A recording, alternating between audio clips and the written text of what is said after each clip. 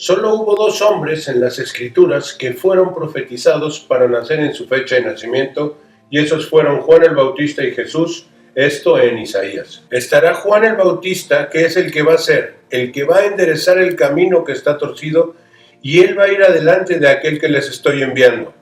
Así como conocemos a Jesús y sabemos que Zacarías era sacerdote, también sabemos que cuando revisas el libro de Crónicas, ves de qué tribu era. Y eso es importante de entender.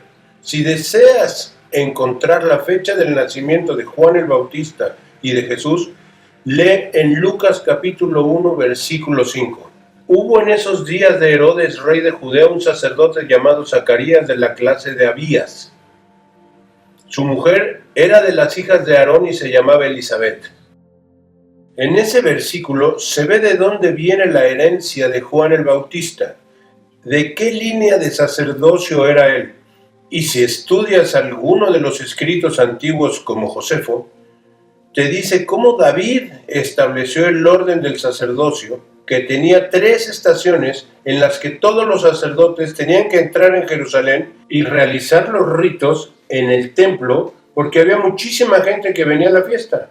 Entonces contó a los levitas, había 24 para ser exactos. 24 compañías, así que ya sabes de dónde vienen los 24 ancianos. Si quieres mirar en Crónicas, verás que los hijos de Eleazar y Tamar, que eran hijos de Aarón, los dividieron en 24 grupos y luego se establecieron un horario en el templo del Señor. Este era el templo de Salomón, de quien iba a presidir las diferentes fiestas durante las secuencias de los años. En 1 de Crónicas 24, 7 al 19, va y enumera todos los diferentes sacerdocios, las 24 compañías, y muestra qué época del año iban a servir. Su viaje duraba de sábado a sábado. Como sabemos, esa fue una semana durante 3 festividades, el de los panes sin levadura, Pentecostés y Tabernáculos. Todos tenían que venir a Jerusalén, y luego hay que empezar a entender la diferencia entre el calendario que usaban los hebreos y los calendarios que usamos nosotros. Los calendarios de los hebreos estaban basados en la luna, por eso tenían 29 y 30 días del mes. Y tienen que calcular la secuencia que cambiaría cada 7 años de 12 a 13 meses. Una vez que comienzas a comprender cómo llegaron a sus números, de acuerdo con el calendario que usaron, si quieres ser específico y obtener las fechas exactas, esto ayudará a tus cálculos. Si revisas lo que dice Crónicas sobre qué sacerdote era el responsable en este momento y en qué estación, también tenías que saber los meses que usaban los hebreos. Todos tenían ciertos meses, de marzo a abril, y luego de abril a mayo, y luego de mayo a junio. Este fue el primero, segundo y tercer mes. Y todos estos tenían sus sacerdotes divididos. Lucas 1:23. Y cumplidos los días de su ministerio se fue a casa. Después de aquellos días concibió su mujer Elizabeth y se recluyó en casa por 5 meses diciendo: Así ha hecho conmigo el Señor en los días en que se dignó quitar mi afrenta entre los hombres. Al 6º mes, el ángel Gabriel fue enviado por Dios a una ciudad de Galilea llamada Nazaret. Así puedes ver el lapso entre cuando el ángel vino a Zacarías, cuando estaba cumpliendo con su deber de sacerdote, y le dijo que su esposo iba a tener un hijo, y luego hizo callar, lo hizo guardar silencio, porque no iba a decir cosas que le agradaran a Dios. Y luego, 6 meses después, es cuando Gabriel también visitó a María y ella concibió.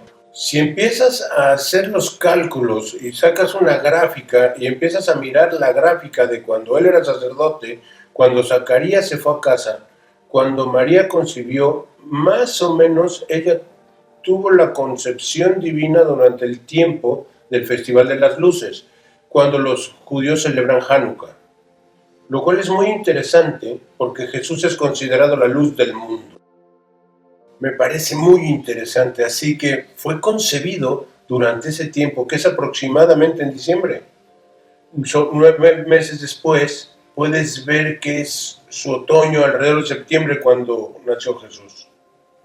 También se pueden hacer cálculos si averiguas cuando era rey Herodes. Pero una de las cosas interesantes de Juan el Bautista fue que su nacimiento coincidió con la Pascua, la fiesta de los panes sin levadura. Y si recuerdas, en Malaquías se habla de: he aquí os enviaré el profeta Elías antes de que venga el día del Señor grande y terrible. Si miras lo que los judíos hacen, incluso hoy, cuando tienen su Pascua, cuando celebran panes sin levadura, en realidad ponen un plato vacío con una copa para que se llene de vino para Elías cuando se siente en su mesa. Así que esperan que Elías venga antes que su Mesías. Y es muy interesante que Juan el Bautista nació en esa época entre la Pascua y los panes sin levadura. Todas estas fiestas son lo que creo que Dios usó como marcadores de tiempo a lo largo de las Escrituras. La clave para entender las fiestas es entender que todas ellas eran marcadores a lo largo del año, no solo para tener las fiestas durante ese tiempo, sino que también era una forma en que Dios iba a marcar específicamente tiempos muy importantes a lo largo de su historia. Por ejemplo, si observas el momento en que nació Jesús, y algunos creen, debido a la profecía dada a Daniel, que los 483 años que comenzaron en 457 a.C., verás que Jesús nació en realidad en las fiestas de los tabernáculos. Juan el Bautista nace en Pascua o panes sin levadura, y Jesús nace en la fiesta de los tabernáculos. Ahora, ¿qué era la fiesta de los tabernáculos? ¿Por qué eso es importante?